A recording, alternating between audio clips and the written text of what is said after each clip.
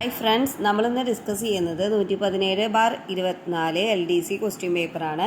അതിലെ 79ാമത്തെ ക്വസ്റ്റ്യനാണ് ഡിസ്കസ് ചെയ്യുന്നത്. k+1/k - 2 = 0, k > 0 ആയാൽ k⁻29 പ്ലസ് 1/k⁻29 - 2ൻ്റെ വില എത്രയാകും? ഓക്കെ, എങ്ങനെ ചെയ്യണമെന്ന് നോക്കാം. ആദ്യം തന്നെ നമ്മൾ നോക്കുക, k+1/k -2 = 0 അല്ല, അതിനെ k+1/k = 2.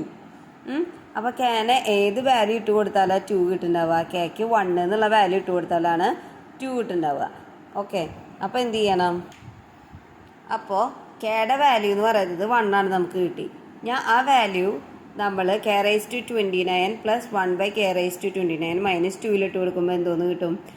1ൻ്റെ മേലെ ഏത് സംഖ്യ വെച്ചാലും നമുക്ക് 1 തന്നെ ആൻസർ കിട്ടും. 1/29 എന്ന് പറയുമ്പോൾ 1 പ്ലസ് 1/129 എന്ന് പറയുമ്പോൾ 1. അപ്പോൾ 1 + 1 എന്ന് പറഞ്ഞാൽ 2, അതിൽ നിന്ന് -2 ചെയ്യുമ്പോൾ 0.